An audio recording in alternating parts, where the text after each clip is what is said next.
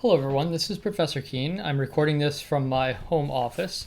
In my last lecture, what I did was I gave a short introduction to Galileo, some biographical notes about Galileo, and some of the historical context that will provide some understanding of his dialogues concerning two new sciences that we'll be studying over the next several weeks. So today what I'd like to do is I'd like to begin in Chapter 1. The reference is A Student's Guide to the Great Physics Texts, Volume 2. This is Chapter 1, the chapter on scaling in art and nature. So let's spend a few minutes talking about this text. I'm going to go for my webcam while I'm talking to you about this, and then I'm going to cut to my sketchbook where I can draw some things to help explain what I'm talking about. So as I mentioned in the introduction, the dialogues take the form of a dialogue between three people, Sagredo, Simplicio, and Salviati. And again, Salviati is the character who is representing the viewpoints of Galileo. So there's kind of a give and take going on. And we'll begin with the first day of their dialogue.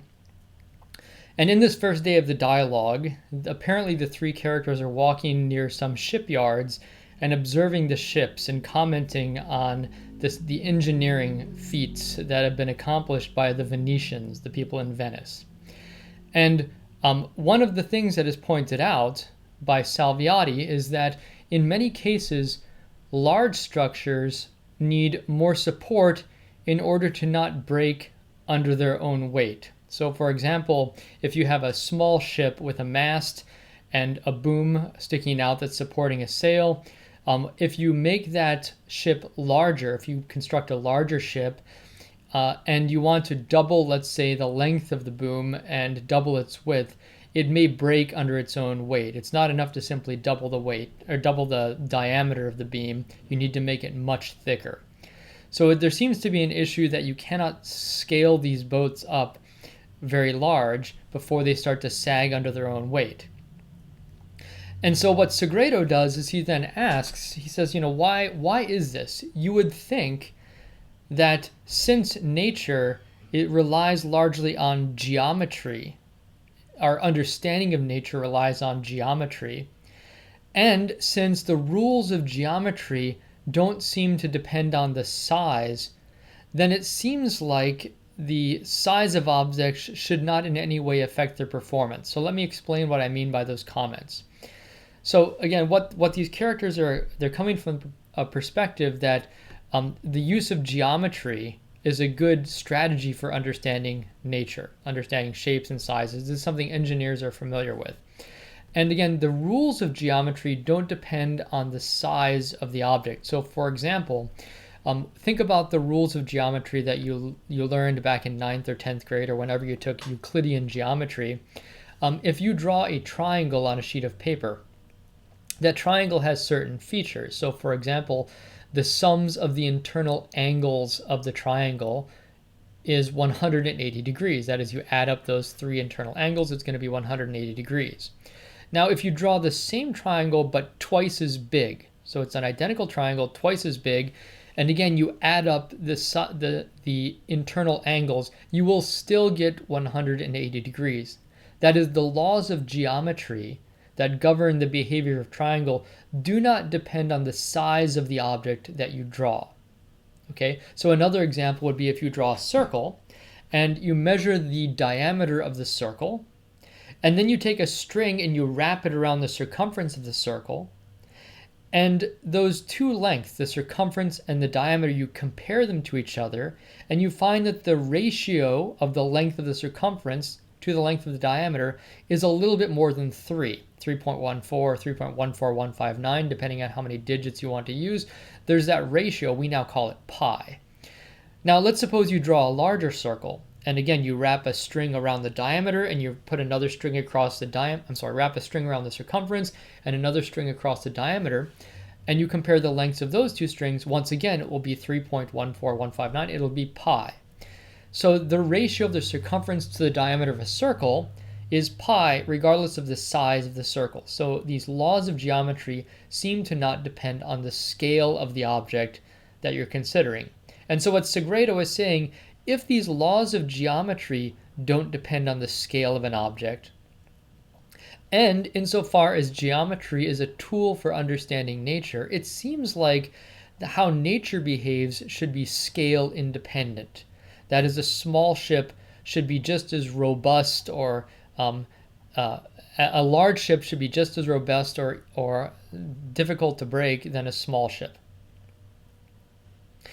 And in fact, Salviati says, Sagredo, you're right about this. In some sense, you're right. The laws of geometry don't depend on scale. And some things, you're right, do work even better when they are large. So for example, if you have a clock and you want to look at the precision of a clock with hands, well, the larger the clock, the more precisely you can build the clock. So it's easier to read the angle of the hands as they move around on the dial for a large clock than a small clock. So in some cases, the size of the object, actually making it larger, makes it work even better. Okay, but on the other hand, some large things are in fact more breakable or more delicate than small things. And this is a somewhat counterintuitive thing that Salviati brings up at the very beginning of this chapter. In fact, I'm going to read a quote that he has. He says, and I quote Salviati, "For every machine and structure, whether artificial, that is man-made, or natural, there is a set necessary limit beyond which neither art or nature can pass. It is here understood, of course, that the material is the same and the proportion is preserved." Okay, so he's saying if you take some object that you build and you want to measure how difficult it is to break it, and if you make it larger and larger and larger, at some point it becomes so large that it becomes more susceptible to fracture. And in nature, there's sort of a limit to the size of things that things can get to before they collapse under their own weight. So let me draw a picture of the next example that Galileo gives to explain what I'm talking about. So wait for a moment and I will turn off my webcam and go to my sketchbook. Okay, so here's an example that Galileo gives. He says, suppose you take a wall. So let me use a different color. I will go back and use this color, let's say. Let's suppose you take a wall, and from this wall you protrude a beam horizontally out of this wall. Okay, and you kind of cement this in. So this part in here is behind the wall, or I guess it's sunk into the wall, and this part is sticking out. Okay, so we're looking at it from the side, and the weight of this object is attempting to pull it down. So this is the weight of the object. The weight attempts to fracture this beam. And what he is saying here is that if you have another beam that you double the diameter and you double the width, let's say, so that it's wider and longer, at some point as you scale it up, it gets to be so large that it will in fact collapse under its own weight. Okay, so a small beam can support its own weight.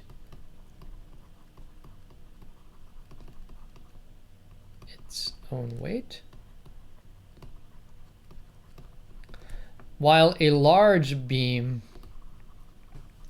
collapses under its own weight.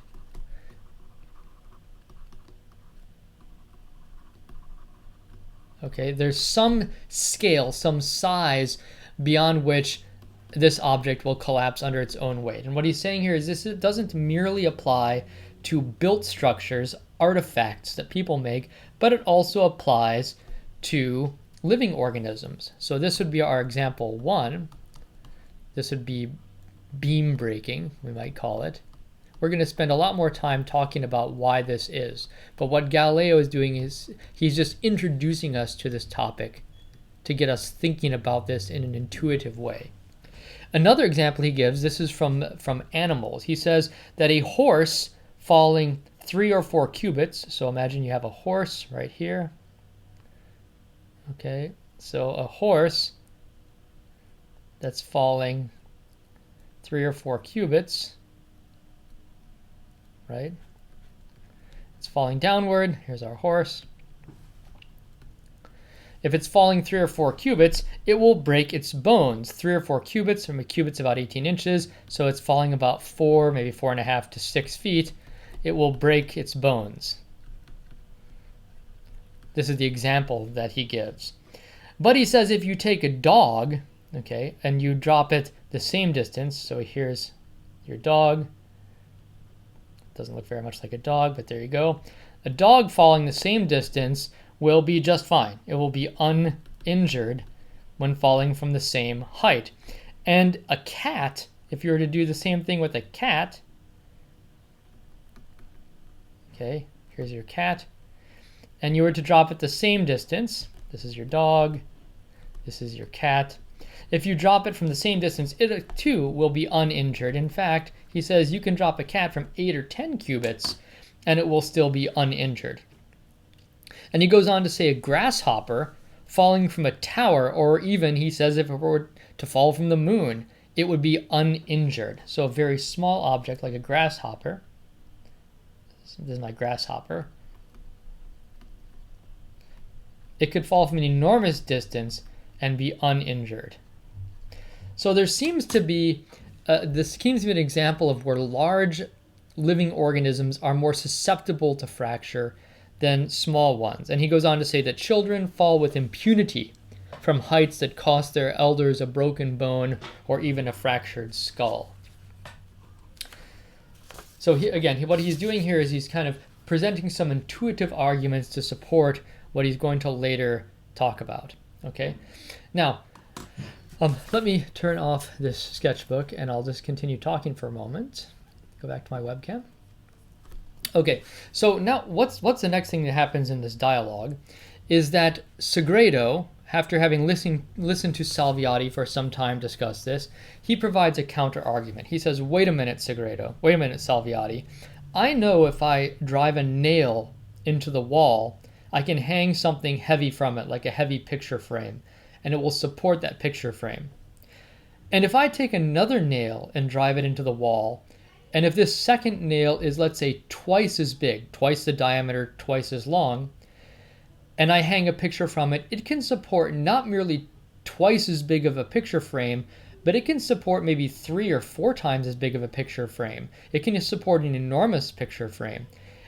So that seems to go against the kind of argument that Salviati are presenting. It seems like a larger object, a larger nail, is actually more robust against fracture than a small one. So how can that be? Isn't that a good counter argument against what you're saying, Salviati? And Salviati says, now you've got a point. I would agree that a thick, large nail can support much more weight. In fact, more than double the weight that a nail half its size can support. But although that's correct, that's a slightly different situation. Why is that different? Well, what Galileo says, what Salviati says, speaking for Galileo, is that you have to distinguish between an object supporting an externally applied force and an object supporting its own weight. So when you have a very thick object like a nail sticking out of a wall and you apply an external force to it to try to break it, it is going to be more difficult to break it. But if we're considering an object's tendency to break under its own weight, well then a large object is more likely or more susceptible to break under its own weight. So those are two different situations that we're going to need to be careful in distinguishing between. An externally applied force and an internal force, I suppose we would say, that's caused by the weight of the object. Okay? All right, so let me say a couple of more things before I continue this lecture. In fact, why don't I stop here and I'll continue this lecture next time.